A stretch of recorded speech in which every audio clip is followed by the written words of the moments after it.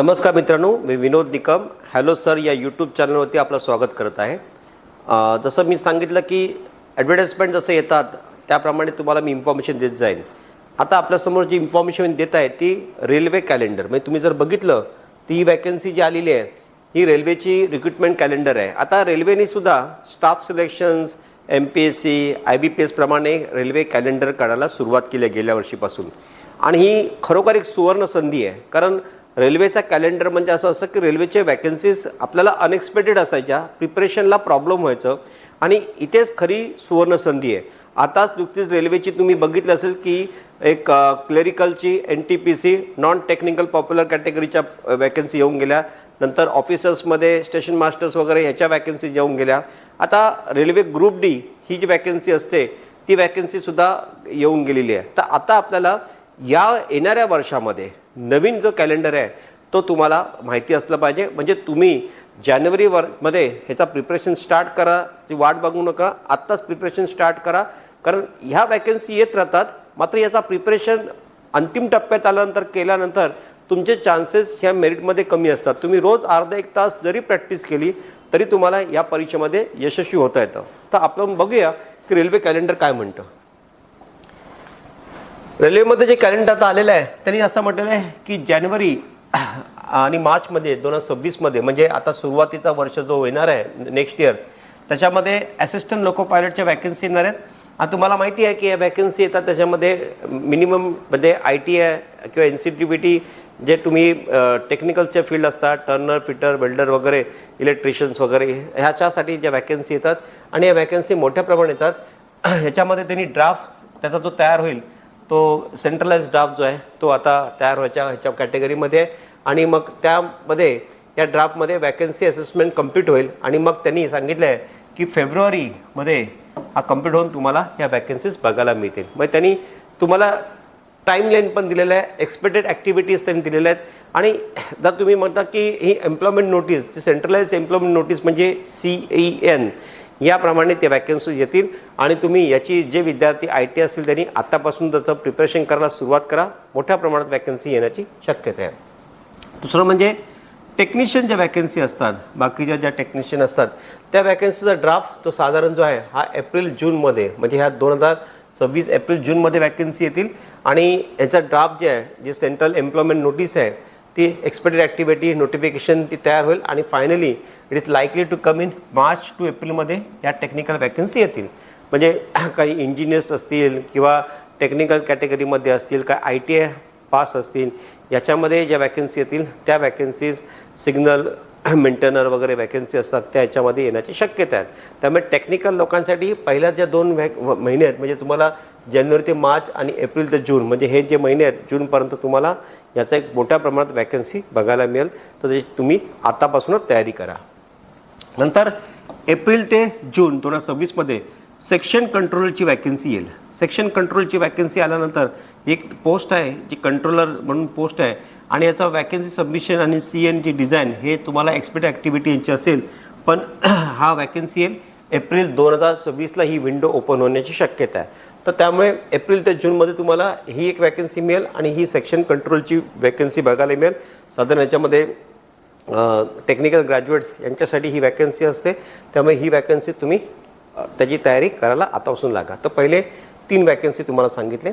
आता जुलै ते September 2026मध्ये junior engineer आणि DMS आणि CMA ची वॅकन्सी येईल। आता DMS म्हणजे काय की जे डेपो जे असतात तिथे मटेरियल सुपरिटेंडेंट जे असतात त्यांच्यासाठी ही वॅकन्सी असते, आणि CMA म्हणजे जे केमिकल मॅटलर्जी असिस्टंट म्हणून पोस्ट असते, केमिकल मॅटलर्जी असिस्टंट, जे डिप्लोमा केमिकल इंजिनियर्स वगैरे किंवा मेकॅनिकल इंजिनियर्स यांच्यासाठी पोस्ट असते, किंवा प्लेन ग्रॅज्युएटसाठी पण तुम्ही अप्लाय करणाऱ्या वॅकन्सी खाली मी तुम्हाला दाखवतो। तर ह्या वॅकन्सी फायनलायझेशन यांची होणार CN म्हणजे सेंट्रलाइज एम्प्लॉयमेंट नोटीस ही तयार होईल, आणि ही जुलै 2026मध्ये वॅकन्सी येईल। तर या वॅकन्सीज कॅटेगरी वाईज ह्या टेक्निकल वॅकन्सीज आता मध्ये दाखवलं। त्याच्यानंतर तुम्हाला जुलै ते सप्टेंबर 2026मध्ये पॅरामेडिकल कॅटेगरीजच्या वॅकन्सी, जसे नर्सिंग असिस्टंट्स वगैरे वॅकन्सी असतात, किंवा मेडिकल स्टाफ जो रेल्वेला लागतो त्याच्यामध्ये वॅकन्सी येईल, आणि ही साधारण जुलै ते ऑगस्ट 2026मध्ये ही वॅकन्सी येण्याची शक्यता आहे। तर आता पण तुम्ही जानेवारी ते सप्टेंबरमध्ये तुम्ही येणाऱ्या वॅकन्सीचं तुर्तास तुम्हाला एक आयडिया आलेली आहे. प्रिपरेशन कसं करायचं तुम्हाला गुगलमध्ये सर्च मारून तुम्ही डिटेल्समध्ये जाऊन आधीच्या गेल्या वर्षीची आली होती जाहिरात ती बघू शकता. म्हणजे यावर्षी आलेली जाहिरात किंवा 2025-24मध्ये आलेल्या जाहिराती त्यामध्ये तुम्हाला त्याचा सिलेबस पण सापडेल. फक्त मी आता तुम्हाला एक कॅलेंडर दाखवतो आहे आणि त्याप्रमाणे ह्या वॅकन्सीचं डिटेल्स तुम्हाला मी स्वतः यूट्यूबवरती दाखवेन, पण तुम्ही ते जरा चेक करा. जुलै ते सप्टेंबरमध्ये नॉन टेक्निकल पॉप्युलर कॅटेगरीज म्हणजे NTPC ग्रॅज्युएट आणि अंडर ग्रॅज्युएटसाठी वॅकन्सी. आता ह्या वॅकन्सीज फार इम्पॉर्टंट असतात. त्याच्यामध्ये तुम्हाला अंडर ग्रॅज्युएटसाठी ट्रेन क्लर्क, तिकीट कलेक्टरच्या वॅकन्सी असतात, कमर्शियल क्लर्कच्या वॅकन्सी असतात किंवा ग्रॅज्युएटमध्ये सिनियर क्लर्क असतात, सिनियर अकाउंटंटच्या वॅकन्सी असतात, स्टेशन मास्टरच्या असतात, गुड गार्ड्सच्या असतात. ज्या वॅकन्सीसाठी अंडर ग्रॅज्युएटसाठी 12वी पास, मिनिमम 12वी पास. वयोमर्यादा तुम्ही आता बघा 18 ते 30 वर्ष 12वी पाससाठी असते आणि ग्रॅज्युएटसाठी वयोमर्यादा 18 ते 33 वर्ष असते. मात्र इथे एनी ग्रॅज्युएट पासला अप्लाय करू शकतो. आणि वॅकन्सी असिस्टमेंट आणि RRB नोटिफिकेशन याची जी आहे एक्सपेक्टेड अराउंड ऑगस्ट 2026. म्हणजे तुमच्याकडे आता बघा 6-7 महिने आहेत ज्याची तुम्ही चांगल्या पद्धतीने तयारी करू शकता. रेल्वे ही खूप फास्ट आता ह्या प्रोसेस करते, दरवर्षी या वॅकन्सी काढते. म्हणजे आतापर्यंत रेल्वेचा इतिहास होता की 2-4 वर्षांनी वॅकन्सी काढायचं. आता ही वॅकन्सी ऑलरेडी येऊन गेलेली आहे. परत त्यांनी एक्सपेक्टेड वॅकन्सी ऑगस्ट 2026ला दाखवलेल्या आहेत. तर ही चांगली सुवर्ण संधी आहे महाराष्ट्रातल्या मराठी मुलांसाठी, मुलींसाठी.